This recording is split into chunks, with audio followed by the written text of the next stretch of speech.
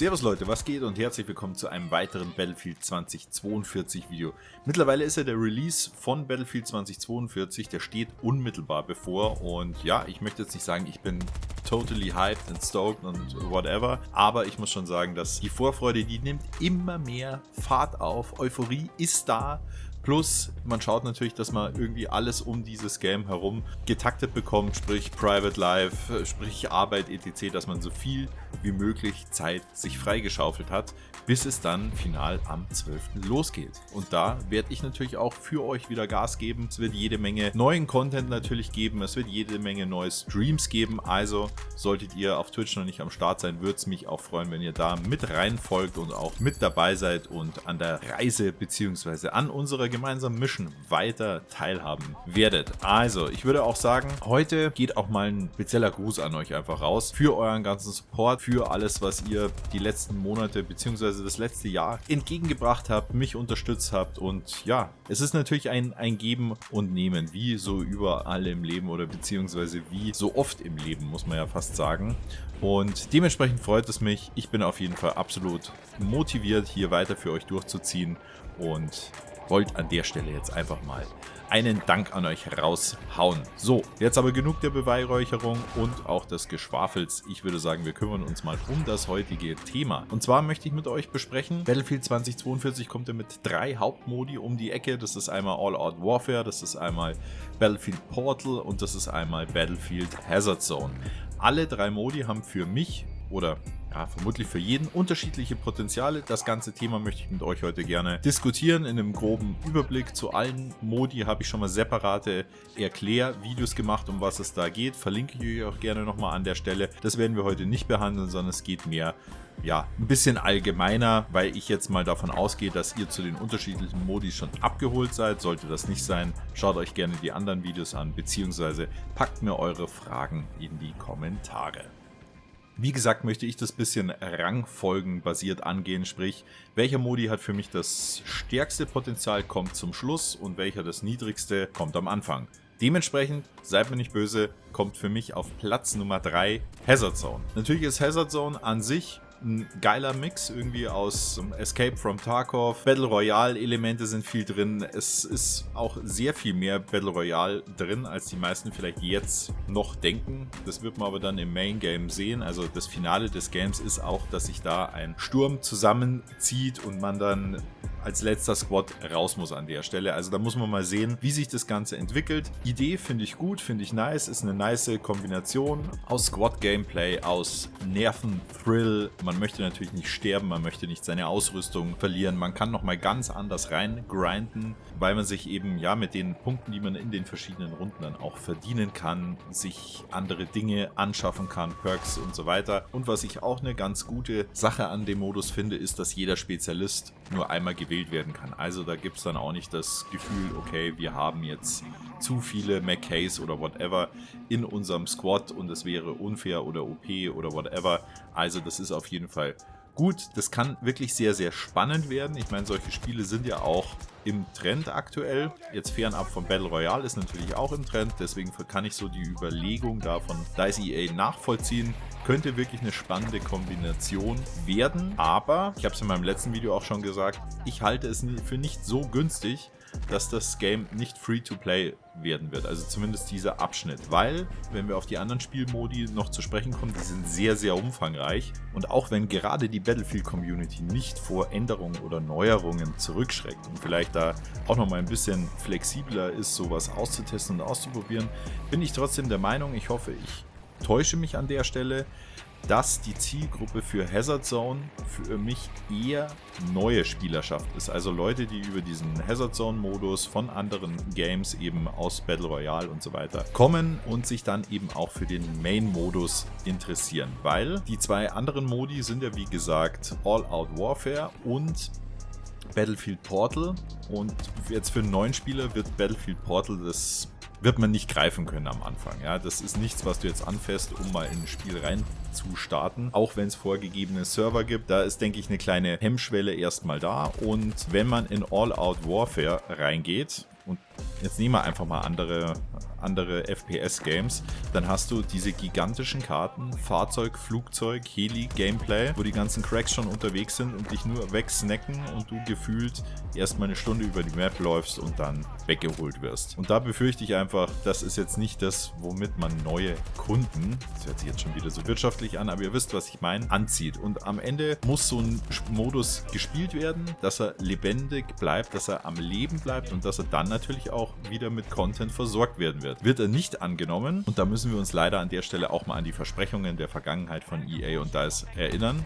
Firestorm wird nicht gespielt, keine Updates, fertig, tschüss. Sofort wieder eingestellt. Es gab nicht einen Update für Firestorm. Ins Spiel spät implementiert, drin gelassen, sterben gelassen. That's it. So, und das wollen wir nicht. Ich persönlich hätte schon Bock auf den Modus, aber gerade wenn ich an Portal denke, ja, da geht mir natürlich auch wieder das Herz auf, wie so vielen anderen, dann ist das mit Sicherheit nicht der Modus, den ich zuerst testen werde. Ich möchte es jetzt aber auch nicht komplett kaputt ranten, sondern warten wir es ab, was daraus wird. Vielleicht ist die Gesamtspielerschaft von Battlefield 2042 so gigantisch, weil eben sich auch viele Spieler gerade von COD aktuell umorientieren, dass wir dieses Problem nicht haben, das ich befürchte. Ich hoffe es sehr. Ansonsten wird es, denke ich, sehr schwierig für den Hazard Zone Modus. Dann kommen wir zu meiner Nummer 2 und das ist All Out Warfare. Jetzt die Frage, warum ist das nur auf Platz 2? Folgendes, da muss ich gleich mal ein bisschen Bezug auf den Portal-Modus nehmen. Erstens, wir haben die Eroberung. Da muss man erstmal grundsätzlich sagen, dass im Vergleich zu anderen Battlefield-Teilen dieses neue Zonensystem greift. Was ich sehr, sehr attraktiv finde, weil mir gerade bei den ganz großen Eroberungskarten das teilweise wirklich zu langweilig war. Was meine ich damit konkret? Also, wir haben 4, 5, 6 Flaggenpunkte. Die Map verteilt sich und es gibt nicht so eine richtige Border, weil man immer wieder außenrum flanken kann und so fährt ein Trupp auf Flagge A, der andere auf Flagge D, dann gibt es ein kleines Scharmützel gleich wieder vorbei und meistens gibt es dann so ein paar Hotspots, wo sich was fokussiert oder wo dann mehr stattfindet an Gameplay. Und das finde ich jetzt sehr, sehr spannend mit diesen verschiedenen Zonen, weil damit erwirkt man ganz einfach, dass man um diese Zonen kämpfen muss, um den Gesamtflaggenpunkt einzunehmen. Und damit schafft man ganz automatisiert mehr Action an einem Platz und es passiert eben nicht, dass man nur über die Karte läuft und keine Gegner findet. Aber auch das wird abhängig sein von der Mapgröße. Wir haben ja in der Beta nur Orbital gespielt, das war eine mittlere. Auch da muss man mal sehen, wie sich das auf den ganz großen Maps auswirkt. Nichtsdestotrotz, bei mir ist es die Nummer 2, war auch Durchbruch. Ja, es sind zwei gute Modi, klassische Battlefield-Modi, aber ich habe auch immer sehr, sehr gefühlt die ein bisschen kleineren Modi, die Kombinationsmodi, wie zum Beispiel ein Rush-Modus, wo man nicht ganz so viele Spieler hatte, kleinere, knackige Kartenabschnitte, Bomben legen, man hat mal Fahrzeuge dabei, mal nicht dabei. Vorherrschaft war auch immer ein Lieblingsmodus von mir, also kleine Flaggenpunkte oder kleinere Eroberungsmaps, wo einfach ein bisschen das Ganze fokussierter ist und nicht all over the map verstreut. Nichtsdestotrotz wird man auf jeden Fall reingehen und auch ich werde da natürlich reingehen. Aber ich würde jetzt mal sagen, in der ersten Einschätzung, das wird vermutlich der Einsteigermodus sein. Und wenn man sich dann ein bisschen in Battlefield zurechtgefunden hat, und das werden wir relativ schnell, insbesondere wenn ihr natürlich bei mir auch am Start bleibt, Content-Seite versteht sich, weil hier wird es alles an Guides geben, natürlich nicht nur Waffen, sondern auch Einstellungen wie Settings und auch Einstellungen für Portal-Modus etc. Dann wird man sehr, sehr schnell, und das ist eigentlich auch eine sehr gute Überleitung, wie ich finde, auf den Portal-Modus kommen. Denn hier ist alles möglich. Und warum dieser Portal-Modus so absolut geil ist aus meiner Sicht? Ganz einfach, weil es gibt keine Ausreden mehr. Wenn jemanden jetzt die Spezialisten nerven, sagen, die sind OP, hat keinen Platz im Battlefield, macht die Klassen wieder. So what? Schmeiß die Spezialisten aus deinem Spielmodus raus. Kein Problem. Kannst du jederzeit machen. Du kannst die Spielmodi eigens anpassen. Und wir haben uns ja in einem meiner letzten Videos schon angeschaut, welche Möglichkeiten es dazu gibt. Also es gibt nämlich auch die kleineren Modi, unter anderem TDM. Ich bin mir nämlich gar nicht sicher, ob bei All Out Warfare, dem ersten Public-Modus, das überhaupt möglich ist. Denn wir hören bis dato immer nur Eroberung, Conquest und Durchbruch, Breakthrough. Ich habe noch nichts von kleineren Modi gehört, also es kann durchaus sein, dass es die in All Out Warfare gar nicht gibt, sondern nur über Portal selbst designt werden können oder beziehungsweise auch über vorgefertigte Settings seitens DICE gespielt werden können.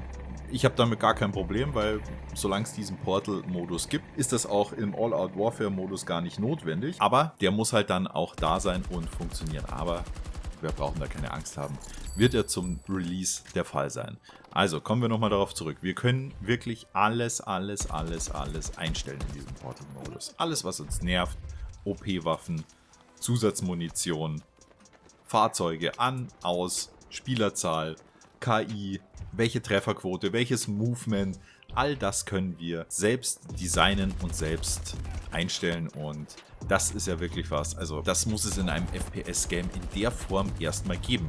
Und es wird ganz spannend werden, welches Prinzip sich oder welche Spielmodi sich da durchsetzen werden, aber es ist auf jeden Fall, man redet immer von Sandbox und so weiter, also mehr geht halt nicht. Also mehr geht halt wirklich nicht und ich hoffe wirklich sehr, dass sich das durchsetzt, dass das absolut genutzt wird, weil damit hat man so viele Möglichkeiten, auch als Spieler neuen Content für sich selber zu erstellen. Also ganz einfach, wenn mir irgendwas zu langweilig ist, wenn ich das alles schon durchgespielt habe, ja, dann mache ich mir halt ein neues Setting. Dann nehme ich eine neue Fraktion. Dann schmeiße ich mal World War II gegen Current zusammen. Oder ich spiele Battlefield Bad Company Only auf der neuen Karte. Whatever. Könnt ihr alles machen. Und ich bin der Meinung, wir unterschätzen das alle noch sehr, wie krass das Potenzial wirklich von Battlefield Portal ist. Und da nehme ich mich natürlich selber auch noch mit ein, weil klar, theoretisch habe ich mir das angeschaut, was es halt an offiziellen Informationen da gab, an Einstellungsmöglichkeiten. Auch dazu gibt es natürlich ein Video, verlinke ich euch auch wieder an der Stelle. Aber so wirklich bewusst, was man da machen kann, das kann man dann, oder das auch zu fühlen, das fühlt man dann wirklich, wenn man den Editor angeschmissen hat, wenn man das erste Mal ausprobiert hat, wenn man mal auf coolen vorgefertigten Modi unterwegs ist und sich dann vielleicht denkt, ach, das ist schon nicht schlecht, aber irgendwie habe ich jetzt noch Bock auf das und das oder ich möchte hier nochmal was ändern oder man kann einfach kreativ sein und das ist doch absolut das Schönste und mitunter auch ein Grund, warum ich überhaupt mit YouTube angefangen habe, weil mein Hobby, das Gaming, kann ich mit Kreativität kombinieren, sprich Content Creation. Und das kann man jetzt auch nochmal in einem Game zusätzlich erleben. Deswegen könnt ihr euch sicher sein, ihr werdet mich hauptsächlich in Battlefield Portal finden und ich hoffe natürlich auch, wir werden da natürlich auch etliche Community-Server erstellen, auch etliche Community-Games und Events erstellen. Da würde ich mich natürlich auch freuen, wenn ihr wie immer da zahlreich mit am Start seid, mit reingrindet und wir uns eine richtig geile Zeit gemeinsam in Battlefield 2042 machen. Und dementsprechend würde ich sagen, kommt es jetzt wieder auf eure Meinung an. Also, welchen Modus fühlt ihr am meisten, beziehungsweise auf welchen Modus freut ihr euch am meisten und wie verbringt ihr jetzt die letzten Tage, bis es denn endlich losgeht?